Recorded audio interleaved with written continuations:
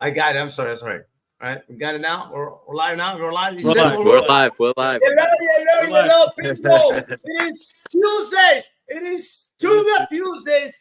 Massive weekend in the Primera Liga. I'm so pumped. I'm so excited. I'm still with the adrenaline going because of that Derby de Capital. It was just phenomenal. That makes one of us. Every ingredient to make it makes two great. Two. Makes two of you. And then two of us down here. And you know what? Funny. When I'm in the introduction here, but I want to say this side note right away, because we made the preview with Mikey and with Albert from the what is this, long ball football. And as soon as we jump in on the game, man, Mikey was watching it on his tablet, right? Yeah. Signal buffered. Oh no! He lost it. I came back. It was my God, man! 46 seconds. Yeah. To start that Derby Capital, it was just phenomenal, man. It was just massive, incredibly massive. And as I said, I predicted 3-1, and there being 2-1, but it's okay. It's all good. All right, it's all right. All right. But when it's not all right, it's to lose again. Number 6. Lost position number 6 of the season for the Dragons. Look at Jason, man. Look at Jason. Jason is like, I'm sorry, is this are we September 2024 already or not? Maybe no, yeah. We're not there yet. We're not there yet. No. Mikey, and he was so excited about WrestleMania, but in the end, I was still excited. Actually, that saved my whole weekend. By the way, I forgot about this game an hour later. Welcome, everybody. Welcome to the Tuesdays special edition of the show. I am so pumped. And as you can see, I'm wearing my Universe Studio jersey. This is my team. Okay, I'm gonna clarify that. This is my team. I'm not a fan of sport. I'm not a fan of no. I get excited, yes, as you can see. But this is my team. And as tradition, when I do this tradition, every time my team plays Copa Libertadores, I'm gonna miss the first half. And then I want to see the second half, because last time we did this, my team won. So, we're going to open, of course, with the happiest man on earth, Mr. Derek Gomez. Yeah. Oh, you're all my Lions. Give me your 30 seconds, your intro here. Oh, wait a second. No. Before. Oh, don't go anywhere. Hold on a second, guys. You're going to hear this.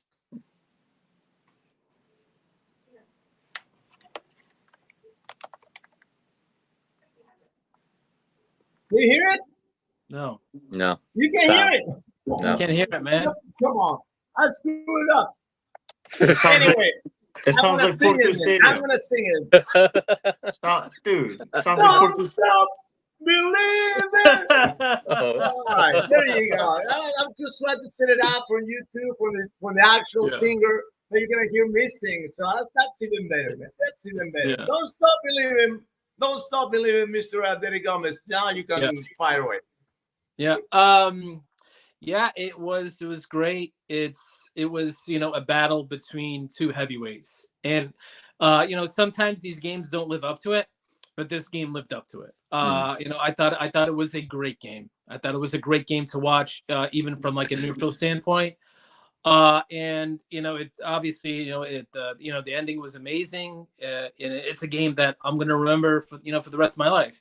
It was just the way, it was so dramatic. The way that it ended was just, it was a dream come true. But I do want to say that, it was a great game. It was like two heavyweights, especially in that second half, where it was so divided, where, Sporting had their moments, Benfica had their moments. And, the consensus with both coaches was, this really could have gone either way, and it just ended up going to Sporting at the end. And so many times in the past, it's gone to Benfica at the end. We can go to like the year where we lost the UEFA Cup final at home, and it came down to that one game, and Luizão scored in the 85th minute. And Benfica won the title that year. And that day it went to Benfica. On Saturday it went to Sporting. So. It's just a great feeling, great moment. Let's we're the title is in our hands, just like Roger Schmidt said. Absolutely, Yeah. absolutely. Mikey, so many times you snatched the title from the Lions, but it seems like this time, this year, this season is still, of course, there's still Yeah, of course. a considerable number of points up for grabs, but this was, as we were saying on the preview, that I was a title decider game. Oh yeah, So oh yeah. your No, thoughts on this? it's done. It's done. Sporting are the champions. All due respect, congratulations. They earned it. They've been this way all season. There's nothing to complain about. There's no referee decision. I don't hear any of that. The best team won. They've been the best team from the beginning to now. They've had their ups and downs, but they've gotten through it every time. There's been no collapse. Okay, they've made the right decisions, and it's a season I think that mirrors somewhat what Benfica's season was last year, minus the 10-day collapse that Benfica had. Sporting hasn't had that, but they have always answered the call. They've gotten the results they've needed to get. They've rescued points late. They've rescued wins late. They've done everything you have to do to be champion, and this one is theirs. There's times you have to just admit when the other team is better, and I don't care how much money was spent. I don't care what the names on the rosters say. The best team this year was Sporting Club Portugal, so I congratulate Derek and the deserving champions when it's all said and done. Yeah. Yes, sir. Yes, sir. Now we're going with Jason. He's wearing a gray color because the season is been gray. No, great. Gray. All season long for the Dragons.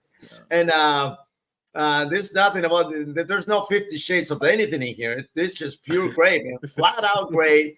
And tell me, give me your thoughts on another shocking loss and another disappointing loss for the Dragons, man. At home. I can't say I'm surprised. We just had a tough leg against them in the Tasa, right? We won 1-0. It was a tight game. Could have went either way. I thought Porto was the better side on the day, but 1-0 doesn't separate much. And then playing a team back to back, it's already tough enough. Yeah, and then to beat a team twice, with the type of team that Porto is this season, I don't have much confidence. I expected a loss, I'll be honest. I didn't see us winning this game in any manner.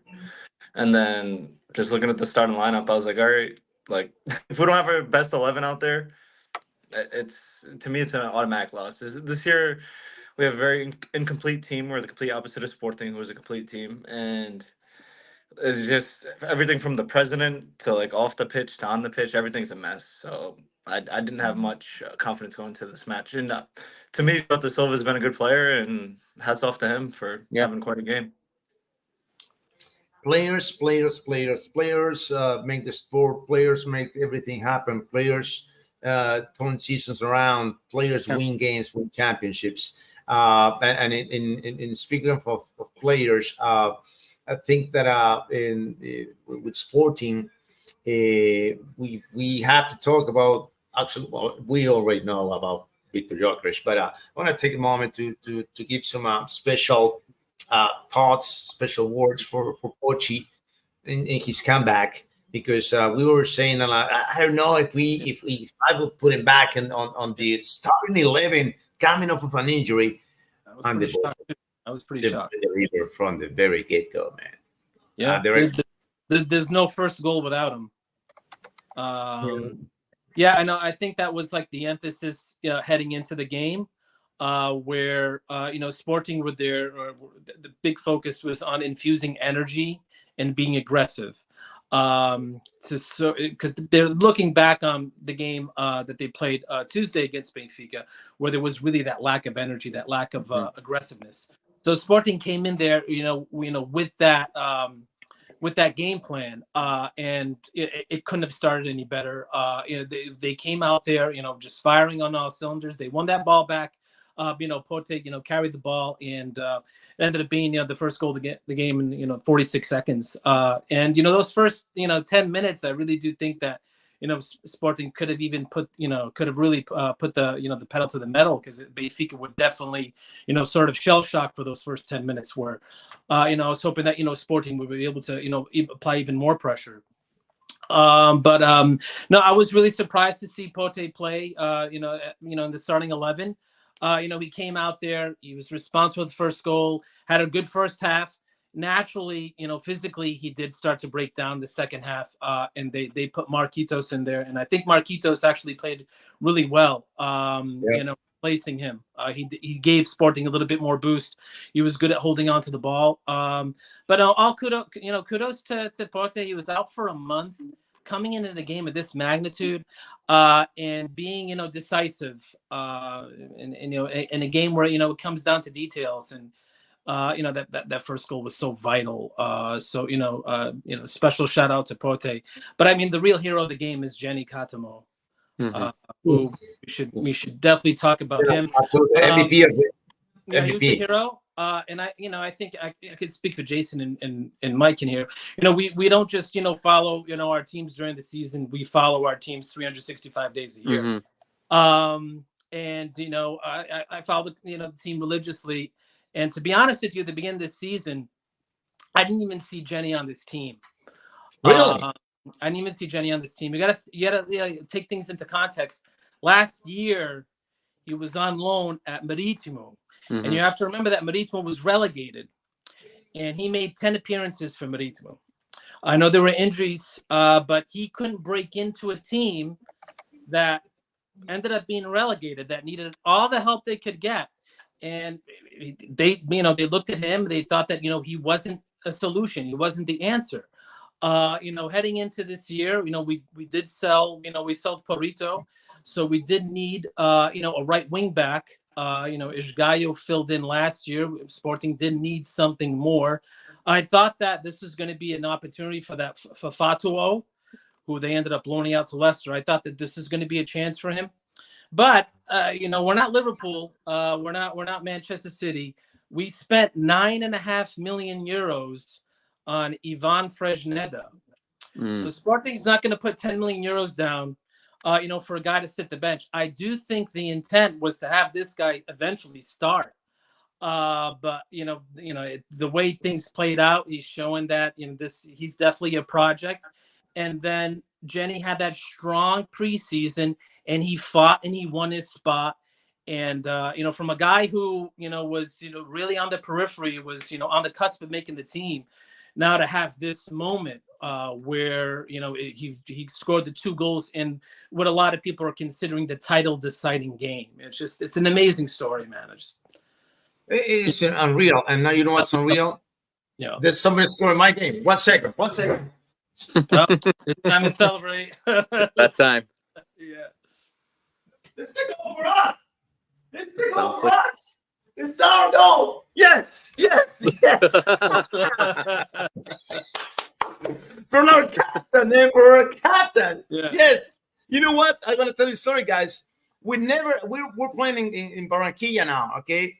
And this is the only freaking country in South America that we never, ever won an away game. Yeah. Ever. This is the first time. And we're going to make history tonight, man. Tonight. It's like Sporting in Italy. We still haven't done it. Yeah. Man, no, come on, don't say that. But still haven't done it, man. We're going to make it. We're going to make it happen tonight, man. Yeah. Hey, Mikey, question for you, man. Speaking of players, we're gonna stay on this panel for players, and then we go to decisions. But before we go to your question, I want to read this from the Real of Kenensky or something like that.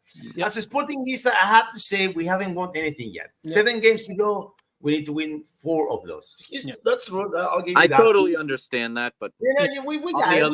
We're just saying, but we know that it's I think the key is to go into that Estadio de Dragão to play Porto with a 7-point lead. If we can do that, we've got the title. Exactly. Getting to that stadium with a 7-point lead. Porto won't be a problem this year. I don't think they'll be especially inspired to help Benfica stay in the race. No one bit. No one ounce. Nothing. No way. We'll send out our B team. Don't worry. Yeah, man. Yeah. Hey, listen, players, right?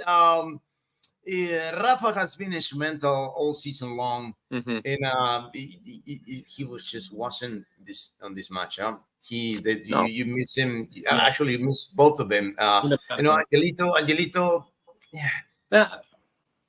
He was out there. He was trying, but he was trying he was trying to do too much. At least from my perspective, I think from Di Maria. Then Rafa wasn't the killer that you needed to be.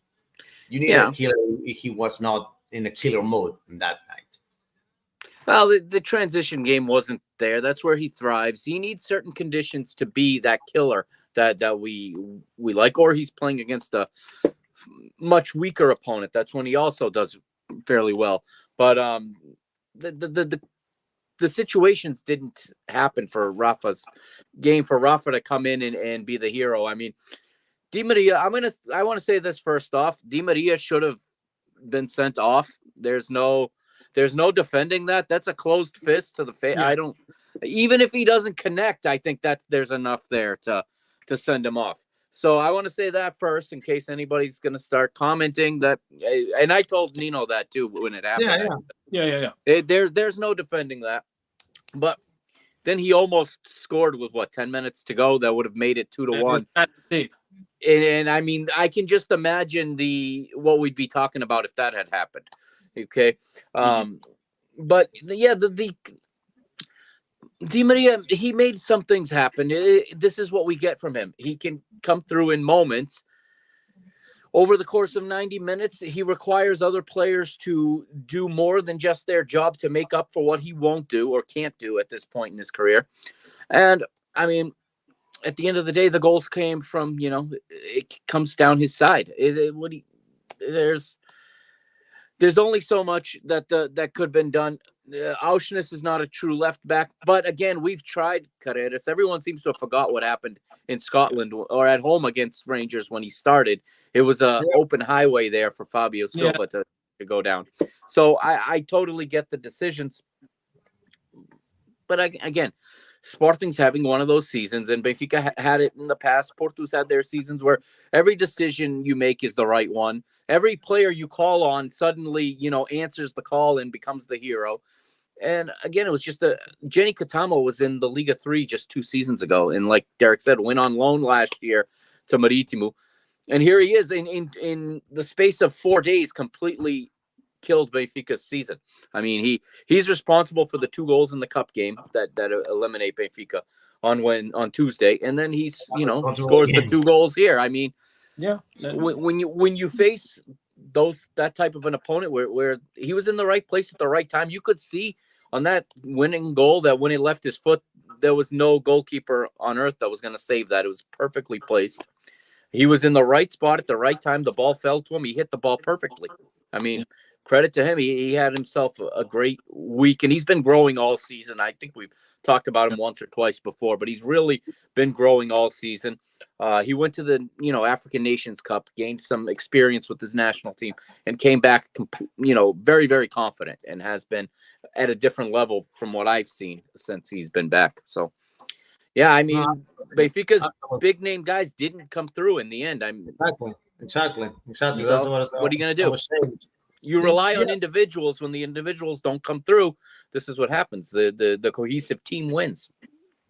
And then we're going to go to the decisions, because there were decisions that needed to be made earlier in the game, right? We're going to talk about that in a little bit. Let me talk to Jason here that I don't want to. All right. I want to say first one thing, since we're talking about players first, right? I want to highlight a player that is not from your team. This Jota Silva. Yeah. He is just having an absolute massive season, a well-deserved calling to the Seleção. And I think after this performance, I mean, there's no doubt that they're going to call him again. I'm pretty sure that he's going to be in the roster for this for the Euros. And congratulations to Jota. But in the terms of Porto, and I know I don't want to rub it in your face. I'm not doing that. But I got all the numbers for the strikers, for the Porto strikers this season, and then add them all up, and they don't even get to 20 goals. It's actually 19 goals in between the 4 center forwards. And that was among other things, right? Like the out acquisitions, the creative player, the issues with the mistakes from Diogo Costa that were not, something that didn't happen seasons before. But I think that was a focal point. That was the biggest weakness of the season for Porto. Yeah, I mean, think about what we were discussing back in the beginning of the season. We were just saying every game that we won, it was by the skin of our teeth, and on top of that, it was never a forward or striker that was scoring. Right? It was a center back that was saving us. And then he tears his ACL, Marcano, the guy who I don't really like much, but he saved us quite a few points at the beginning. Yeah. Goes down, and the team just lost its identity. Like the strikers never figured it out. No one sorted it out. About time Nico Gonzalez is finally be starting to play, and we're creating a lot more. Like, we look better in the final third, but hey, it's too late.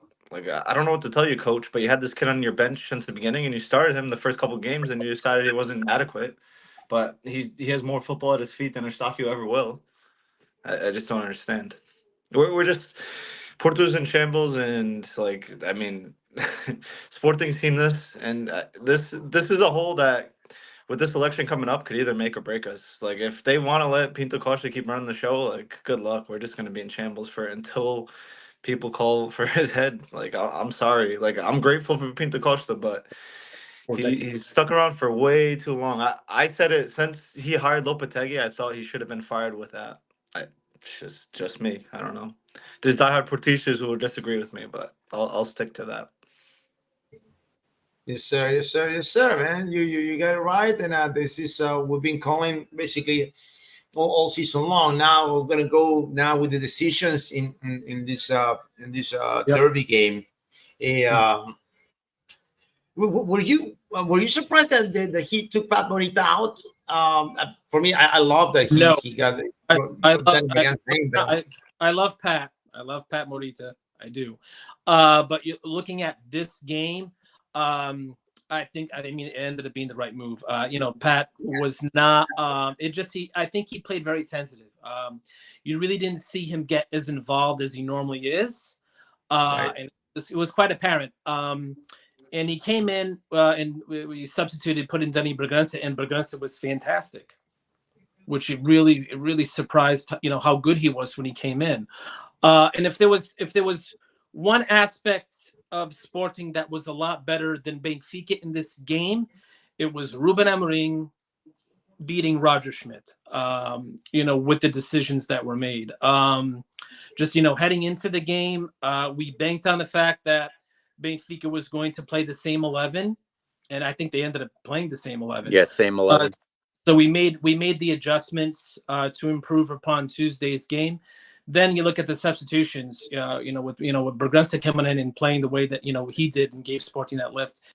Marcus Edwards coming in and playing as well as he did when he came in. Then you look at the flip side where they put in Artur Cabral. I was really surprised at that. And he was. We want to talk about. He was just an absolute non-factor. Then you put three guys in the 93rd minute, and I don't. Yeah. Hey, don't steal Mike's lines. Don't steal Michael's lines. No, he's not stealing. Talk about your coach. I don't even remember half of that stuff. Yeah. Yeah, no, I think that was was the one aspect of the game where I think I think that Ruben outcoached Roger for this particular game. But yeah, I mean those are my take on on the decisions, the coaching decisions anyway that were made in the game. I think that Ruben did a better job than Roger did on that day.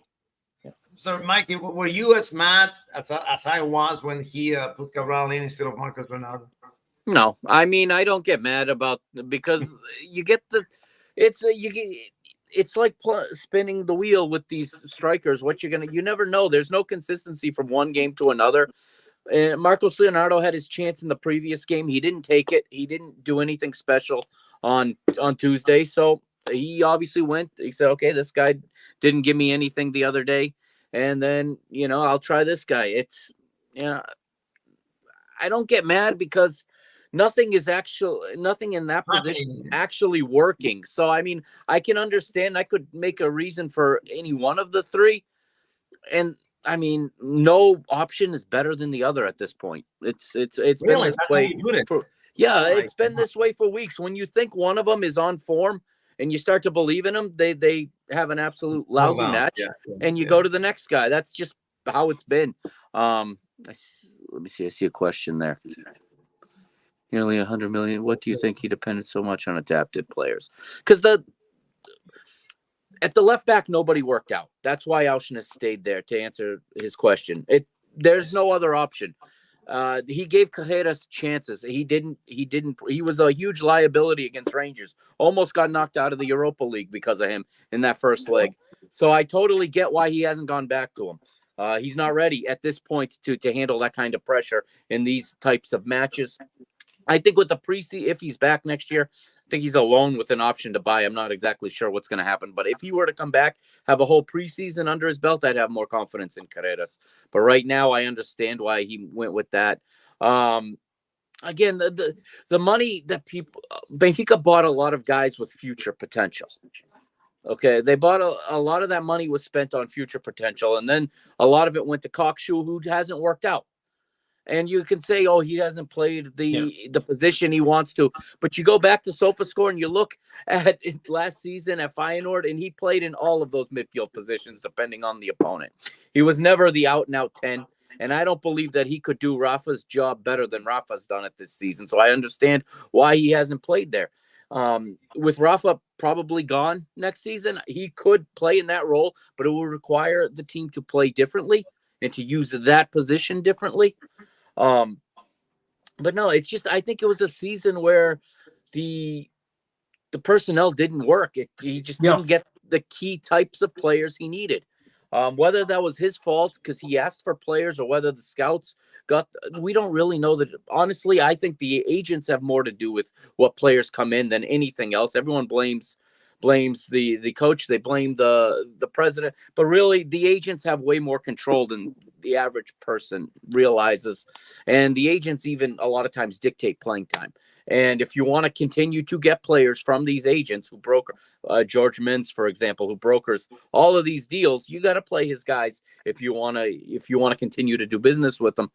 And this year they didn't pan out. But I mean, when you look at the guys, the Rollheiser, the Prestiani, these are guys that are going to make a difference in the future. They were not guys that were going to come in this year, in my opinion, and make that big of a difference. You had the pieces. The problem was he never really figured out how to balance and how to manage Angel Di Maria. Whether he had any power in that or not, that's a whole other conversation, because I don't think Roger had a lot of say. I think it was told to him that Di Maria will play, and if he's healthy, he's going to play, because he, again, can change a game on a dime. He can produce. He delivered points for us. And I have an update on the stat from last week, because the same guy tweeted it out this week, and he now has 31 passes that led to a shot and only 8 assists from Di Maria. So only 1/3 of the balls he's delivering in a goal-scoring position are being converted into goals. If half of them are converted, we're having a whole different discussion on Angel Di Maria this season. David Neres, is another one. He's been playing on the wrong side because he's got to make room for Di Maria on the right. Yeah. And I mean, he tried without having Neres for a while. Everyone, bashed him for using João Mario, for using anybody else, but he's trying to find a balance, and it didn't come. So he goes with just the most talented players. It carried us and kept it close enough to get to the Sporting match, but in the end, it's not enough to get over that hump. So again, the prices for players are inflated. So you also have to take that into account. People look at these prices like it's 2012, and 20 mil today is not what it was before COVID, for example. So we have to stop looking at these amounts. It makes great talk on television and in tabloids and whatever. But prices don't reflect actual value. We have to remember that. And if Benfica's going to overpay, they're going to overpay for something that can pay down the road, not something that has to and can only work right now, which Di Maria was a 1-year deal. So, and whatever they're paying him for his salary is all that they put into getting him. There was no transfer fee. So I see here. Jurasek is on loan. I don't think Jurasek will be back. He was 14 million. That was a gamble. It didn't pay off. They took a player they were hoping was going to turn around. But what happens when you start to sell players for high amounts? You start to think that every player you invest in is going to turn that type of a return, or you take the attitude that if one of them does, then, we're covered, which once João Neves is sold, I mean, all the money lost on these signings is covered. So there's going to be at least 100 mil from that. Yeah, it's just taking a chance and hoping one of them or two of them will take. And this year they didn't take. It doesn't mean they won't next year. It doesn't mean with either a different coach or a different, a different roster that the same players who didn't perform this year can't perform in the future. We've seen it before. So I've been looking at next season since that. In fact, I didn't even see the final whistle. You're talking about 3 subs, and at the 93rd minute, the game was off. I was already going through security to enter Lincoln Financial Field. So as soon as they scored, I said, "All right, well done," and I put it in my pocket. And I went. See you later, guys. I actually was. Nino, I have a funny story because I had hooked my iPad up to my car to this, so I was blasting Nino in the parking lot. So. And I was like, I'm going in. This is over. This was before halftime. And then all of a sudden, Boss scores, and I hear Nino go, "Mikey, you hear me, Mikey? You hear me?" So I'm like, "Hey, that's me." And I came running back to look at what happened. Yeah. Oh my god! Yeah, it was at the end of the game. At the end of the game, you mentioned my name, and then my dad calls me. He's like, "I think I heard your name on TV."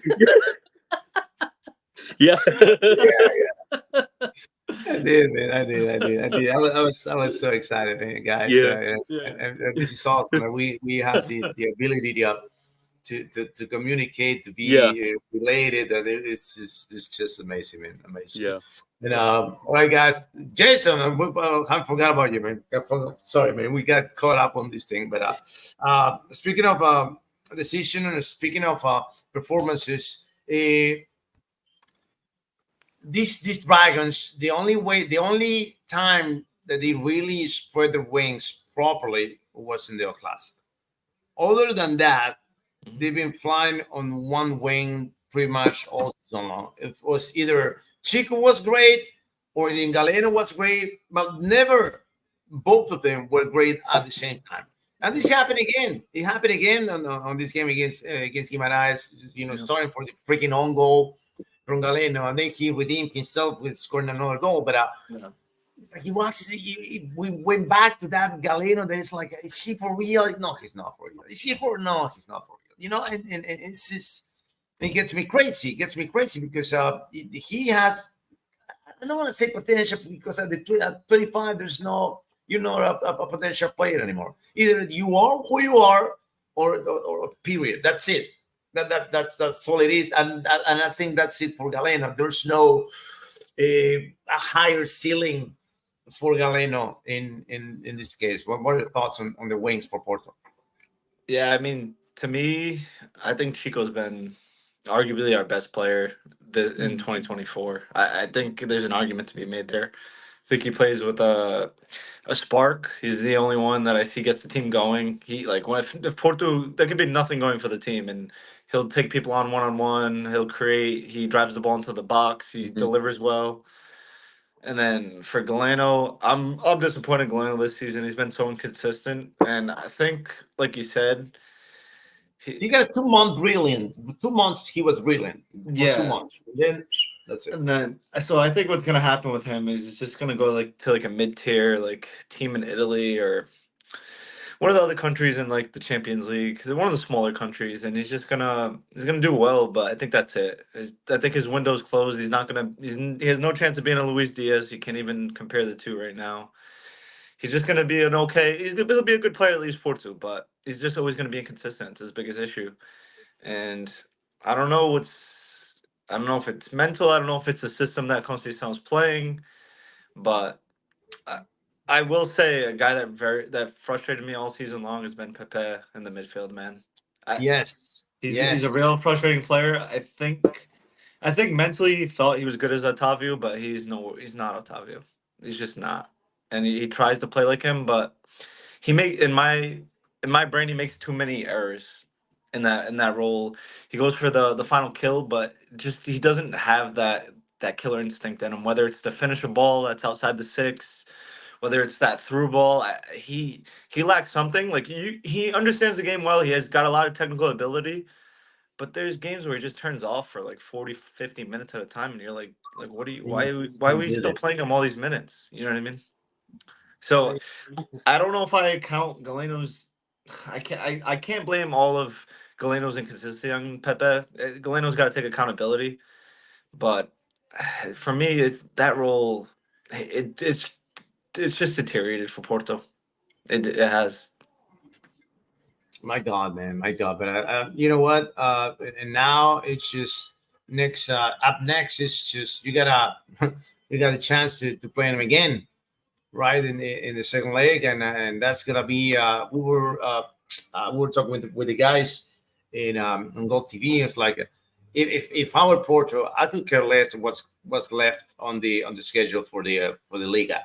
I would put everything on the Taça, because if you win the Taça, you got the chance to go straight to the groups, Yeah. To the group stage. You do. You go straight. Yeah. But if you don't win the Taça and you fall through possibly to fourth place, oh my God, that's gonna be a disaster. Yep. Disaster class was what we're gonna call it. I don't think No, right? If only, I don't know. I said, Mikey, Derek, what do you think on that? What do you think on the Porto? On the Porto's focus? Well, yeah, they can't completely, stop trying to perform in the league. No. Right. The focus is definitely going to be on the cup in the second leg to get to the final and to win the trophy. That's at the end of the day what they're going to want to do. And for just what you just said, it saves them 4 weeks of preseason having to get ready for preliminary rounds in the Europa League. And the way Portugal gives the automatic spot to the cup winner versus to third place for whatever reason, that makes the cup more important, I think. But they can't completely nail it in and just start, rotating the entire, because then they could run into, both Braga and Vitória are on their heels versus. They're only 2 points away. They're 2 points, right? So they have to continue to get points. They can't just nail it in and fall to fifth. And I can't see that team letting that happen, because I know it's not what Jason's used to and what he wants to see from his club, but there's still something. They showed it in the BENFICA game. They still have that PORTUGAL in them. That when they decide they want to fight, they're going to fight.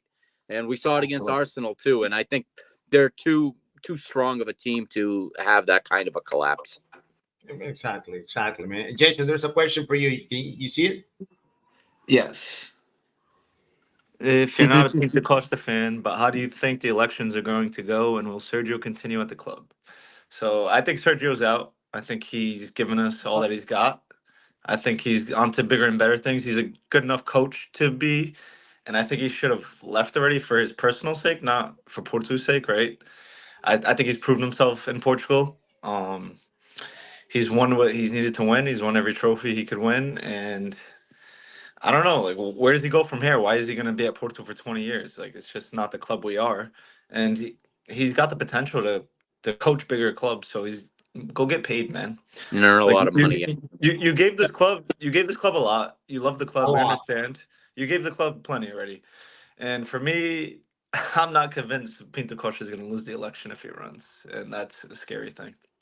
It could be, right? You think? I mean, can't see him losing. Social media is one thing. Yeah, boots on the ground is another, my friend. The voices are loudest on social media, and that is not the majority most of the time.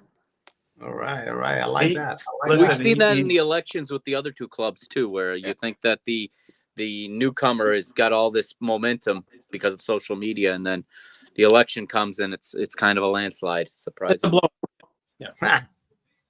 All right. We'll talk about that. But we're not talk about that next week. We're not talking about elections and stuff that I'm not really into it. I would love to hear from you guys, because you guys, this is your team. This is your life. And so it'll be so cool to talk about just a show about that, just about the elections and who goes where and how where the forces coming and all that. But speaking of forces, real forces and real questions, and talking about Sergio Conceição going somewhere else to get paid, and I put you on right here on the main picture now, Mr. You know what's coming. So, is it done? Is it done? Is he a Liverpool guy now or not? Absolutely. Just Yeah, absolutely. Yeah. what happened? Yeah. Buffering. I think it's inevitable. I mean, the media is dying for him to leave. That's the question they ask him every 5 minutes. When are you leaving? Mm-hmm. So that's the big topic of every press conference. That Ruben holds, and Ruben's been. And the thing is, Ruben's been dismissive about it. He even at the end of the Benfica game, where he made a declaration at the beginning of the season where he said, "Listen, if I don't win anything, I'm going to leave on my own accord. Sporting needs to be a team that wins titles, and if I can't win a title this year, I'm going to leave."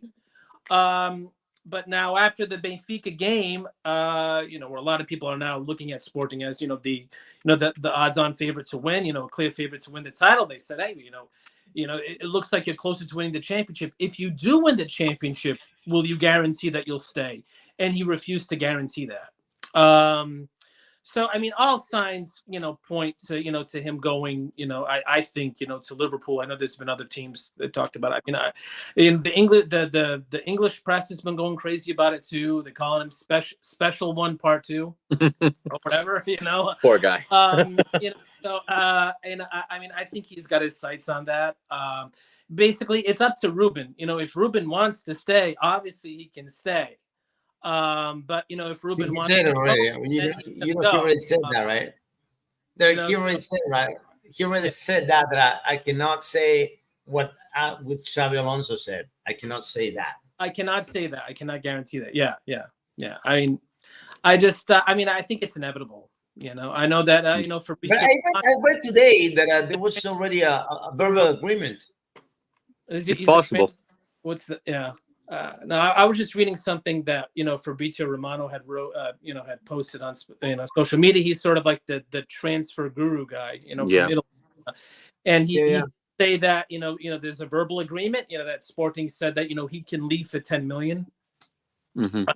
So I mean, it's inevitable, but sport is especially if Sporting do follow through and win this title, he'll forever be remembered. He wrote a very special chapter in Sporting's history. And I mean, he's young. He has the talent. He's got the charisma. I think that he's gonna do well. Wherever he goes. So. But yeah, I'm planning on him leaving next year. I mean, that's how I feel about it. I think Braga, we all are. I think Braga did something very, very nice. They went and got Aroca's coach. Yeah, and I think that they did that on purpose because the consensus is Ruben's leaving, and that would be Sporting. I think Sporting's top target would be Daniel Souza. Yeah. But they went and jumped on that before Sporting could even make that move. So I think that's why they announced it as early as they did, in my opinion. Yeah. So. And Mikey and Roger, we before we were talking about if we. It was a firewall offense or anything like that, but so drifting away from being the front runner and not able on paper, not on the reality, because there's still games to play, that you're not gonna repeat. Is it? I mean, he has a contract still, right? He's got. They re-signed him before last season even ended. He's right. If he leaves, he's going to leave with a lot of money. So I don't think it's going to be that easy. I personally would stick it out with him because we've seen manage. Listen, Ruben came in 4th place last season, so sometimes you stick by these guys and they fix the problems. And I know fans don't like this, but sometimes things don't get fixed in 1 year. It sometimes takes a season or two. And again, when we talk about the amount of money invested, that drives everyone's patience to zero. They want to win every single game, and any loss is a fireable offense for a large portion of the fan base. But that's not who makes the decisions, fortunately. But I think because of what they would have to, it would make for me, I'd be more concerned that they shell out this huge sum of money for him to leave and then go pay. If you're going to replace him, he's on something like close to $6 million a year. He's paid very high. And I heard that from a Portuguese journalist who said that what he's on, he makes more than anybody else in Portugal. And from what I heard, I don't know how accurate it is. This guy said that he makes more or less Sergio and Ruben's salaries combined per year. So they've invested heavy in him. You can't. That means they would owe him a whole lot to cut him loose after 1 year of this new contract. So I don't think that's going to happen. I think they're going to stick it unless he gets an offer to go somewhere and the two sides agree to part ways. But I can't see them shelling out that kind of money, especially when you still need players. No matter how much you invest, there's always holes that you need to fill. You always have to go get more players. You can't carry an entire roster from one season to the next. Other guys are going to leave too. So they have to figure out what they're going to do with Di Maria, because now he's talking about not wanting to go back to Argentina anymore. I mean, if my family was getting death threats, I don't think I'd want to go back there either. No way. So, but I don't think that it makes sense for Benfica in the long run to keep him and keep blocking the progress of a Thiago Vea or a Rolheiser or a Prestiani, the guys that play in that position or that could potentially play in that position, because you've already invested millions in these guys for the next 5-6 years. They need to get on the field. They need to have a path to get some playing times. I think Roger stays. I think people are going to be upset, but I think he stays. And if he comes out and starts the season well, people will come down on the criticism. We brought back about a decade ago. We brought back Jorge Jesus after he, in a space of a week, lost the league, the Europa League final, and the Portuguese Cup. He lost all 3 games in a row, or 3 of 4 games, 3 of the last 4 games, and nobody expected him to come back. They stuck by the manager. They brought him back. He went on to win 2 consecutive titles, the first 2 of the 4 that they won in a row, because he left halfway through those 4. But they were rewarded for sticking by him that time. And I think it would be a mistake to just, if we could let Roger go and not be on the hook for millions and millions and millions of euros, that'd be one thing. But given what the agreement is, I think it would do more damage to the team to shell out that kind of money for a coach that's leaving and then still have to go get his replacement. And you're not going to get his replacement for cheap, because, the fan base is not going to accept a low budget coach. They're not going to, they're going to have to go outside of Portugal and get a name, because they've set that precedence now. And it's just a never ending. So I think the smartest thing is to stick with them at this point, at least through the first 2 or 3 months of next season. And if this still looks like this in October, in that international window, maybe then you make that move. But again, that's going to be a very, very expensive decision. It's going to hurt the team's finances. The team just took out another massive loan of, I think it was like 39 million euros to pay a 38.8 million euro loan off. So can't just, flush money down the toilet sacking a manager, in my opinion. But we'll see what they decide to do and what he decides to do too. He has a lot of say in this himself. He may be sick of it and ready to leave. There's a possibility.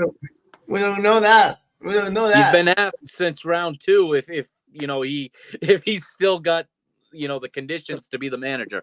Every time you don't even have to lose. If the performance didn't look good, he gets asked if he's got a handle on this team or not, and if he still has the conditions to be the manager. So eventually he may have had enough of it. I don't know.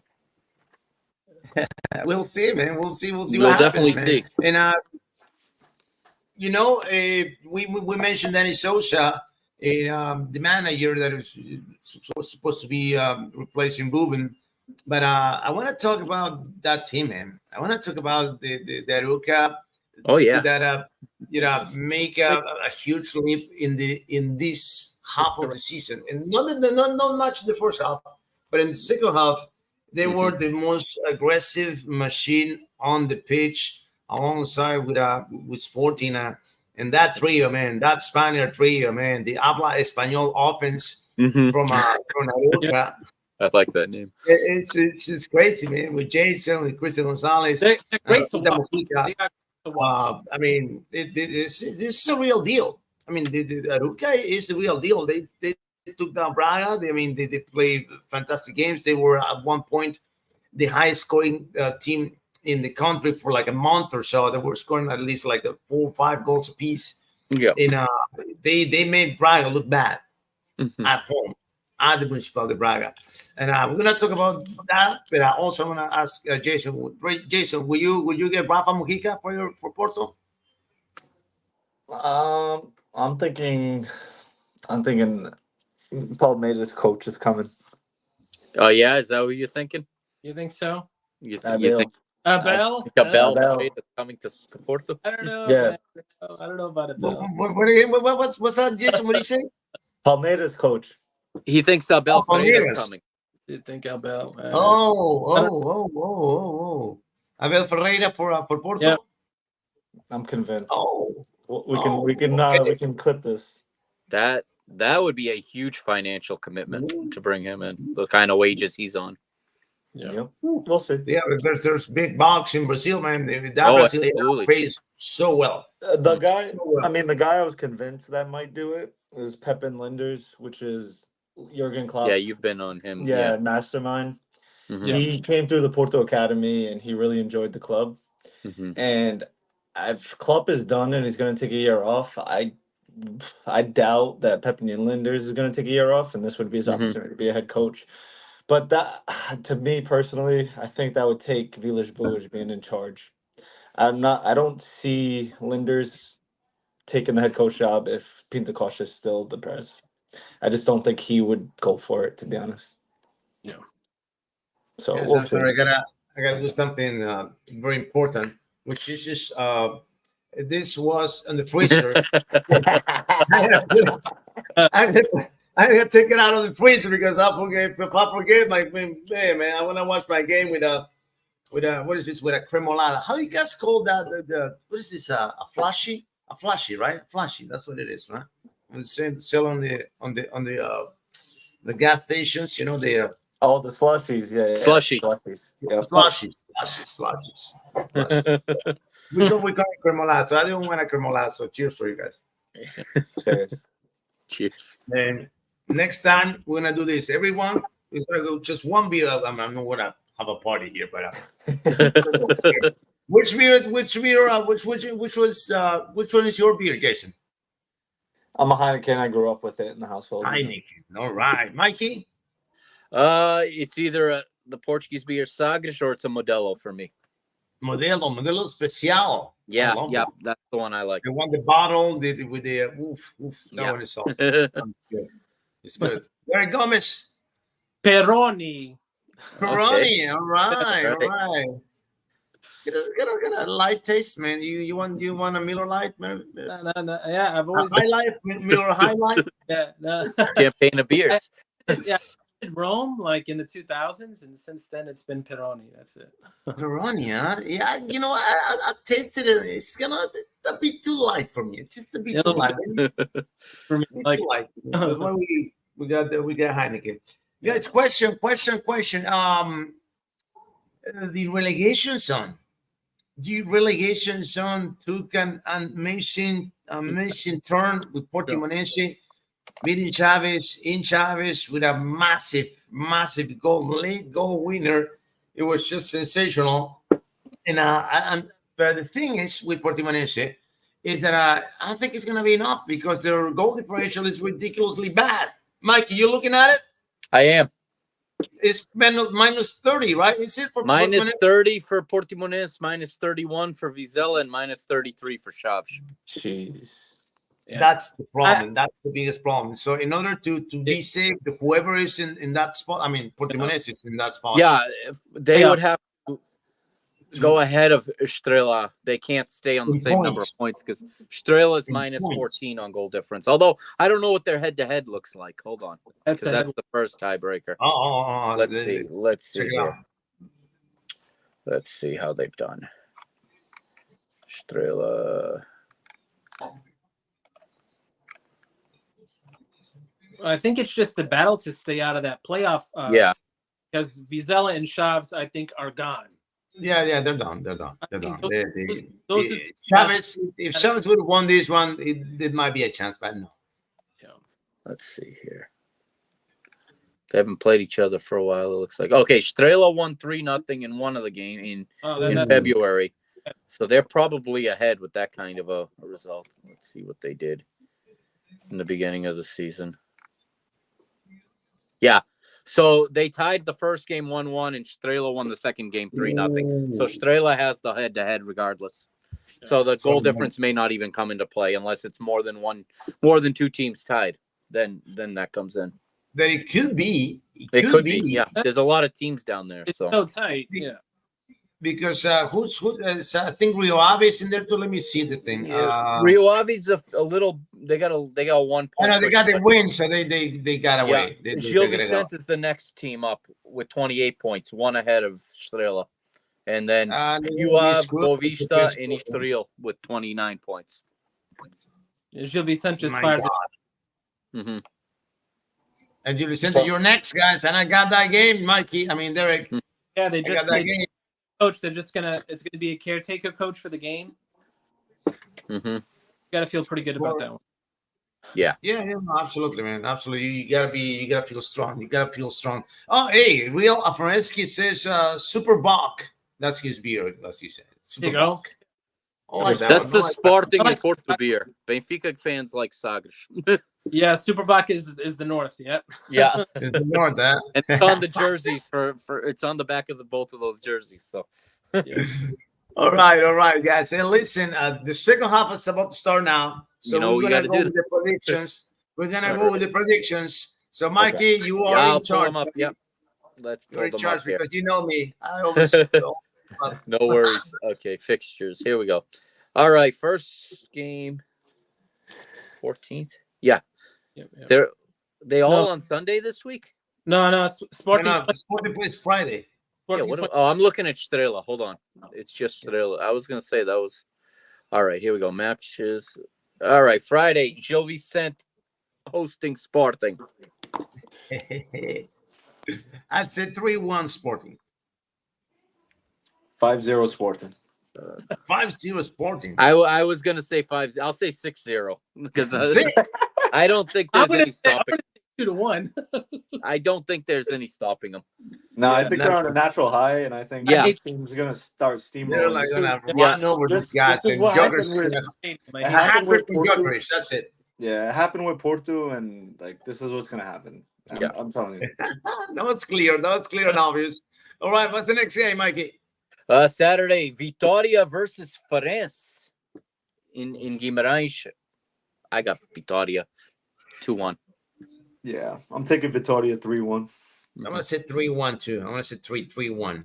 Yeah, I'll say 2-0. Yeah. 2-0. All right. And everybody for Vitória. Hey, Roy told me that his grandfather is from a Vitória Guimarães fan, huh? Yeah. Oh, if he's from there, he's a Guimarães. They don't support anybody else. So he was gonna wear his jersey on tonight too. If he came out. Was he? Real. What's the next one? Mikey? Porto Famalicão. Come on, boys. 1 o'clock on Saturday. Boys. Well, 1 o'clock our time. It's gonna be Porto is finally gonna win a game, and it'll be 2-1, and they're gonna struggle. Porto's gonna win. They're gonna. Porto's gonna win 2-0. 2-0. I'm gonna say. I wanna get a goal from Chiquinho this time, not from Yonder. That's I always say. No, I want to say Chiquinho. Yeah, I'll go with Porto 2-1. I think it's gonna be tough. Famalicão won 2 games in a row, and they got coach, so they got some more energy now. But Porto wants to stop bleeding, so they'll win 2-1. All right, Mikey. Estoril versus Braga.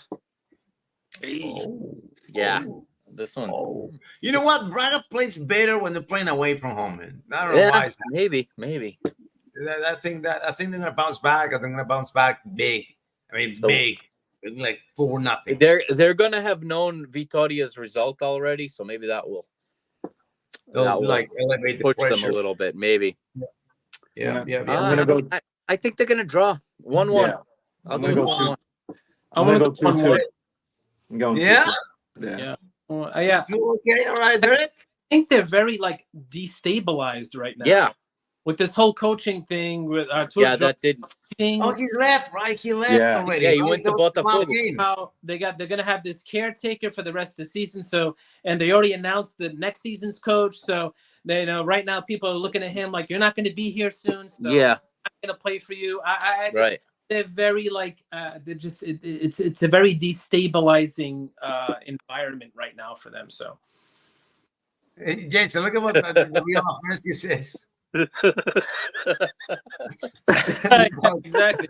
I get a people on the cup players sent off. All right, man. That's something. We gotta play. Will be appreciated, right, Derek? You will love that, right, Derek? Yeah, because we gotta play, especially Chiquinho and Yonder Cadiz, please, right? Yeah, we gotta play them right after I think it's either Tuesday or Wednesday. We gotta play them. So. All right, Mike. What's next? Okay, Estrela versus Rio Ave Sunday early. God, man. That's a 6-pointer. It is. It's whoever loses is gonna fall real close to that line. Yeah. Crap. Which makes me feel like they're gonna draw 0-0. I'm gonna say 2-2 on that one. I'm gonna say 2-2. They're gonna both drop and you have the ball. No, you have the ball. I'm taking 1-1. I'm gonna go 1-1. 1-1. All right. Mikey. Roca Boavista. Oh, all right. Or Boa Vista. Yeah. I know, right? Another 3-0. They're gonna crush him. They're just gonna crush him. I want to say 4-1 Aroca. That's exactly what I was thinking. Or they're gonna just run it over because in 4-1 law that they're coming after, and it's just. I'm gonna go 3-0. 3. Yeah. I'm going 4-1. Yeah, Roca wins 3-0. Mikey? 3-0. 3-0. All right. What's next? Portimonense Casapia. Oh man, I think Casapia goes on the road and wins one here, 2-1. I'm gonna say 0-0. They're gonna ruin it up for Portimonense. They might. Yeah. I'm gonna go 0-0. I'm going. You know what?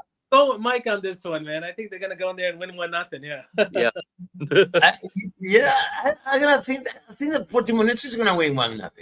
They're gonna win 1-0. They're. I mean, if I'm Paulo Sergio, when I tell him, I want to take the eyes off you. Remember when he said that to a fan on the Sergio? Paulo. Yeah. Oh my God. Yeah. I see it's 1-0.